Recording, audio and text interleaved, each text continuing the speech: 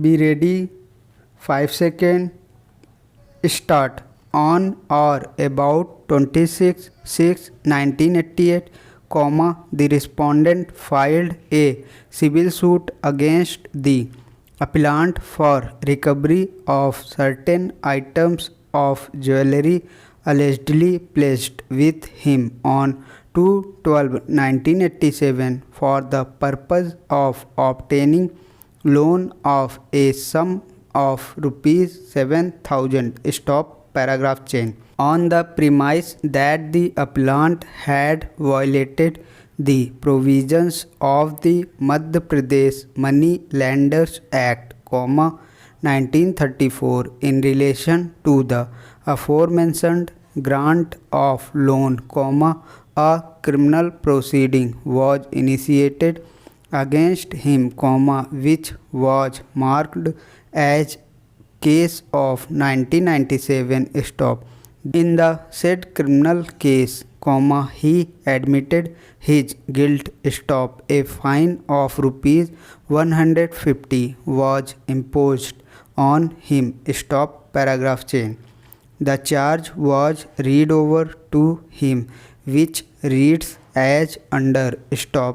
The charge on you is that before date 29/3/1997, complainant was paid borrowed money to you, but even after that you were demanding interest at 5%. Stop.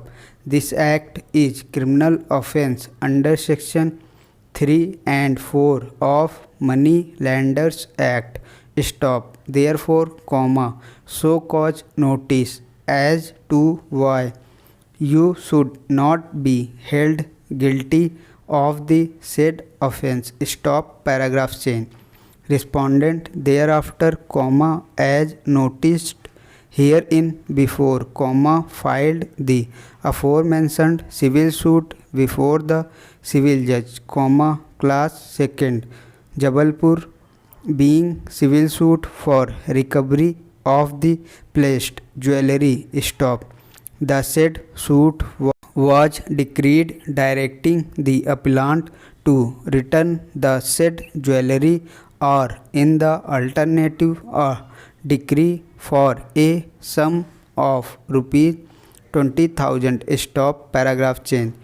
Aggrieved by and dissatisfied therewith, the appellant preferred an appeal there against. Stop. The said appeal was also allowed by the learned additional district judge, Jabalpur, holding that the judgment of the criminal court rendered on the basis of the purported admission of guilt made by the appellant was not admissible in evidence. Stop.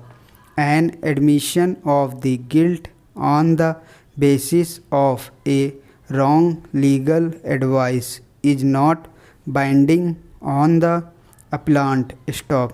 The suit was barred in terms of Article 17 of the Limitation Act. Stop paragraph chain.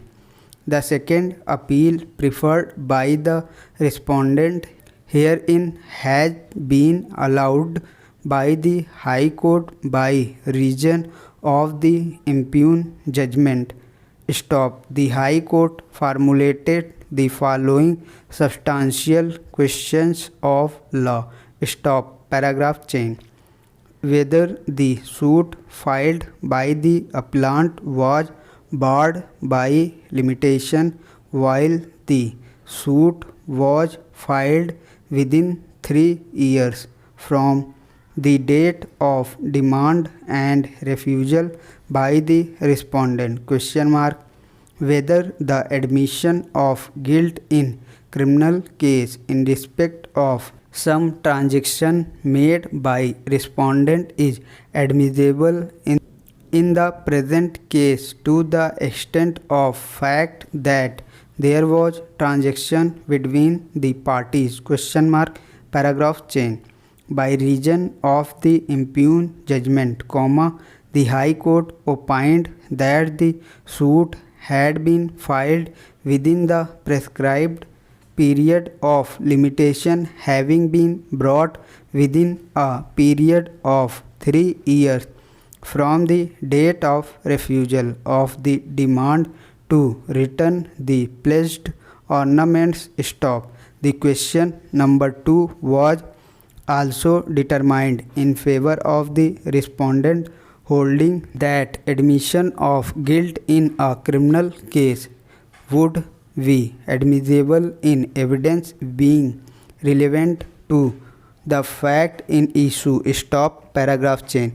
Mr. Sharma, learned counsel appearing on behalf of the appellant, would urge that the alleged pledge of jewelry having admittedly been made in the year 1987 and the suit filed on 26/6/1998, the same must be held to be barred by limitation. Stop. No document of pledge having been produced, service of notice by itself cannot give rise to a cause of action for filing a suit for recovery of the pledged ornaments. Stop. Paragraph change.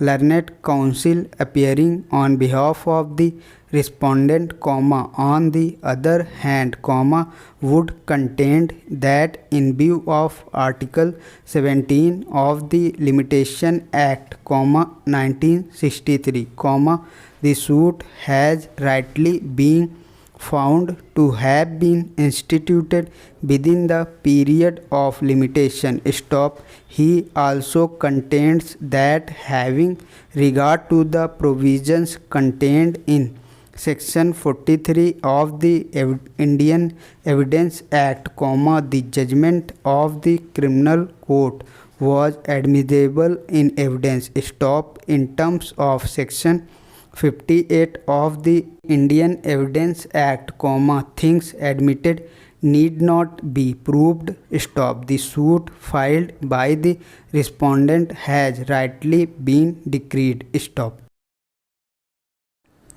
Thanks for watching. Please like, comment,